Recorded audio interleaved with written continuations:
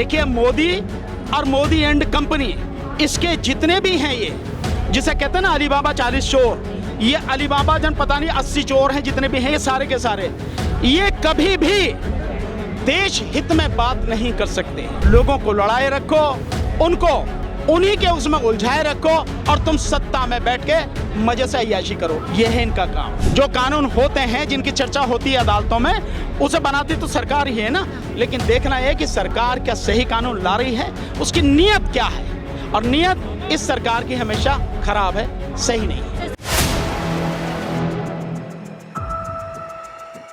केंद्रीय मंत्री अल्पसंख्यक केंद्रीय मंत्री किरेन रिजिजू ने कल संसद के अंदर जो पूरी तरीके से वक्फ बोर्ड बिल है उसको कहीं ना कहीं पेश कर दिया और अमेंडमेंट की इस बिल में बात की जा रही है।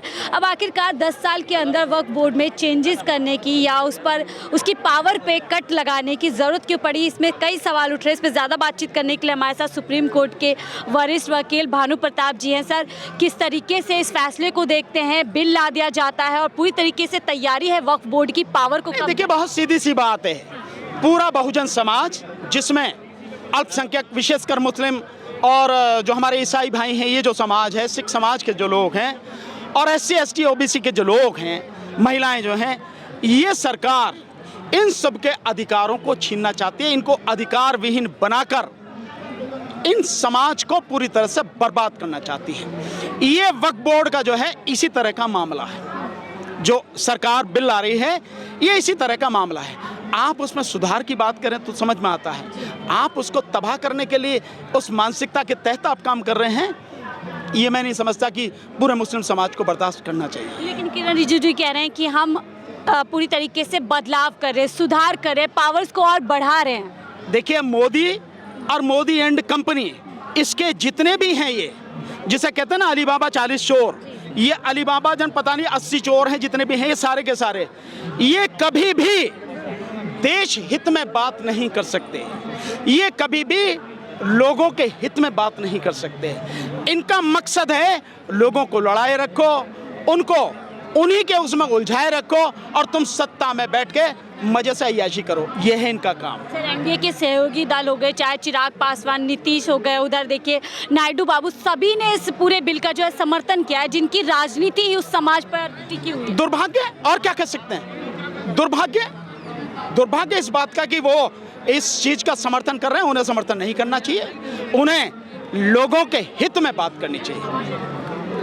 आपको क्या सर, जो हमने कल सुना, जिस तरीके से बहस हुई, काफ़ी विपक्ष के नेता इस बिल के खिलाफ में खड़े हुए हैं कि आप कहीं ना कहीं असंवैधानिक बिल लेकर आ रहे हैं और मुसलमानों पर सही कहीं ना कहीं नफरत का एक तरीके से तो वो विपक्ष के नेता जो है इस बात को लेकर समाज के बीच में क्यों नहीं जाते? वो विपक्ष के नेता इस बात को लेकर क्यों नहीं आंदोलन करते कि भाई ये जो सरकार बनी बैठी है ये असंवैधानिक सरकार है, EVM में गड़बड़ी करके ये सरकार बन के आई है। सबको मालूम है, अब तो सब जगह की आ गई, द वायर की रिपोर्ट आ गई, वोट फॉर डेमोक्रेसी की आ गई, ADR की आ गई, इससे ज़्यादा और क्या होगा?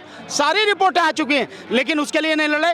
तो जब अपने लिए नहीं लड़ सकते वो लोग, समाज के लिए क्या करेंगे, ये एक सवाल है। अपने लिए मतलब जो सत्ता में बैठे हैं वो बेईमानी से बैठे हैं, ये सब जग जाहिर है। तो सत्ता से वो हटेंगे तो कौन आएगा सत्ता में? विपक्ष। लेकिन वो अपने लिए नहीं लड़ सकते, तुम्हारे लिए क्या लड़ेंगे, लोगों के लिए क्या लड़ेंगे? किरेन रिजिजू कह रहे हैं कि वक्फ बोर्ड में बदलाव महिलाओं की भागीदारी बढ़ाएगा। ओहो, महिलाओं की भागीदारी तुम 10 साल से, अब 11वीं तीसरी सरकार चल रही है, तुमने महिलाओं के लिए क्या है? महिलाओं का शोषण करने के अलावा क्या काम किया? महिलाओं के लिए अगर वाकई में काम करना था तो 50% आरक्षण लाना था महिलाओं के लिए, और हर क्षेत्र में महिलाओं के लिए 50% आरक्षण निश्चित कर देना चाहिए था, अब तक हो भी जाना चाहिए था। और महिलाओं को सेल्फ डिपेंडेंट बनाने के लिए मार्शल आर्ट की ट्रेनिंग देनी थी, उन्हें हर तरह से काम करना था और ये सिद्ध करना, ये निश्चित करना था कि हमारे देश में जो भी बेटी पैदा हुई है उसे एजुकेशन मिले, वो ताकतवर बने और उसे उसका हक मिले। कुछ नहीं किया। सर, आप पेशे से वकील हैं, हमने देखा जितने भी प्रॉपर्टी से जुड़े संबंधित मामले होते हैं, सिविल कोर्ट का काम होता है उनको देखना, तो क्या आप मतलब बता सकते हैं कानूनी रूप से क्या सदन के अंदर इस तरीके का कानून बनाया जाए? नहीं, सदन को पूरा अधिकार है कानून लाने का। जो कानून होते हैं, जिनकी चर्चा होती है अदालतों में, उसे बनाती तो सरकार ही है ना, लेकिन देखना है कि सरकार क्या सही कानून ला रही है, उसकी नीयत क्या है, और नीयत इस सरकार की हमेशा खराब है, सही नहीं। सर, सुप्रीम कोर्ट ने जो फैसला दिया है SC ST OBC का जो आरक्षण को, उसको आप कैसे देखते हैं? हम उसकी घोर भर्त्सना करते हैं, उसका विरोध करते हैं और ज़बरदस्त तरीके से उसके लिए आंदोलन होगा। ये समाज को बांटने की साजिश है। अफसोस जो काम सरकारें करती थी, नेता करते थे, पार्टी करती थी, वो समाज को बांटने का काम सुप्रीम कोर्ट ने किया। उसे सबसे पहले ये देखना चाहिए था कि 75 साल में आज SC ST का जो आरक्षण है 22.5%, वो मात्र मुश्किल से 10 या 11% पूरा है। इसके साथ साथ OBC के जो आरक्षण है वो 27% में मुश्किल से 9% 10% पूरा है। तो मुश्किल से ये 22, 24 या 25% आरक्षण पूरा है। सुप्रीम कोर्ट को चाहिए था कि पहले इसको पूरा करो। 75 साल में आप आरक्षण पूरा नहीं कर सकते और समाज को बांटने के लिए जो मिला उसको भी खत्म कर रहे हैं। ये बहुत घिनौनी है। जजों पे भी जो है दबाव है। मुझे नहीं पता, दबाव है तो उन्हें नौकरी छोड़ देनी चाहिए। अगर सुप्रीम कोर्ट के जज इतनी बड़ी ताकत उनके हाथ में है, आर्टिकल 142 अथाह ताकत उन्हें देता है, अगर इसके बावजूद भी सरकार का दबाव मानते हैं, पॉलिटिशियन का दबाव मानते हैं, तो उन्हें बैठने की जरूरत नहीं है, उन्हें छोड़ देना चाहिए। हमारे बस की नहीं है। सर, फिर तो हालात बांग्लादेश और श्रीलंका जैसे आज नहीं तो कल होंगे ही होंगे, आज नहीं तो कल होंगे ही होंगे। निश्चित क्या इस तरीके से सलमान खुर्शीद ने कहा, आप भी ये कह रहे हैं कि ऐसे हालात इंडिया में भी हो सकते निश्चित रूप से होंगे। अगर सरकारें लोगों के हकों को लूटती रहेंगी, उनका दमन करती रहेंगी, पुलिस का, फौज का इस्तेमाल करेंगी, उनको उनका हक नहीं देंगी, हिस्सा नहीं देंगी, तो ये हालात होंगे। बांग्लादेश में क्या हुआ? यही तो हुआ है, यही हुआ है। टीवी चैनल तो वाहवाही लिख ही रहे थे। अरे आप, लेकिन अब अदालतों से भी अगर फैसले नहीं होंगे तो फिर जनता जाएगी कहाँ? हाँ, इसीलिए मैं बार बार कहता रहा हूँ, इस देश की अदालतें मर चुके हैं। और रही टीवी चैनल, आप उन गुलामों की, भांडों की बात करते हो जिन्होंने एक व्यक्ति विशेष के तलवे चाटने में ही पिछले 10 साल गुजार दिए। उनसे कोई उम्मीद नहीं है, कुछ नहीं हो सकता। सर, पप्पू यादव ने एक बयान दिया है कि प्रधानमंत्री मोदी मुसलमानों से देश की नफरत करते हैं, लेकिन वहीं शेख हसीना को पूरी तरीके से शरण देते हैं। नहीं, वो एक अलग मामला है, वो राजनीतिक मामला है कि किसी को शरण देना, वो एक अलग बात है। मुसलमान से नफरत करना और राजनीतिक शरण किसी को देना दो अलग मामले हैं, इसको एक करके नहीं देखना चाहिए। ठीक है, आखिरी सवाल लेते हैं, मंशा क्या लग रही है इस तरीके के बिल बैक टू देश को बैक? तबाह करना मंशा है इस देश के। बहुजन समाज को बांट कर रखो और अपनी सत्ता कायम रखो।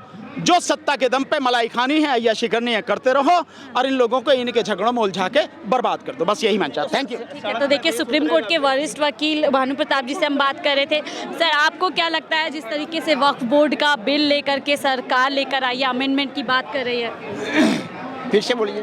वक्फ बोर्ड अमेंडमेंट बिल लेकर आई है सरकार, आपको क्या लगता है इसके पीछे क्या मंशा हो सकती है? उनकी मानसिकता बहुत गलत है। हमारे लोगों को, ये 85% इस देश के मूल निवासी है, टुकड़े टुकड़े में बांट करके हमारे ऊपर ये राज कर रहे हैं और हमें तबाह किया जा रहा है।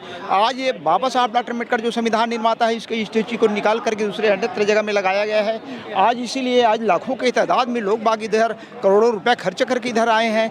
ये उनको अच्छा लगता है क्या? ये तानाशाही राज कर रहा है यहाँ इस देश में। ये तो बांग्लादेश जैसे यहाँ भी उपद्रव हो सकता है, तब उसको समझ आएगा। और किसी को मैंने मिलने नहीं दे रहा है, किसी की बात नहीं सुन रहा है, ये तानाशाही मैंने कर रहा है। परेशान है आज इस देश के मूल निवासी 85% को खंड खंड में, टुकड़े टुकड़े में, जाति में बांट बहुजन दिया। समाज पर पूरी तरीके से उसको कमजोर करने की एक यहाँ पर कोशिश हो रही है सरकार द्वारा। ये उनकी तो मैंने कोशिश ही है। ठीक है, आज टोड़े टोड़े में बांट करके राज करने का चाल है उनका। करने की कोशिश है टुकड़े टुकड़े बांट के। तो आप सुन रहे थे सुप्रीम कोर्ट के वरिष्ठ वकील भानु प्रताप जी को। फिलहाल के लिए मुझे दीजिए इजाजत। आप देखे थे 4 PM दिल्ली।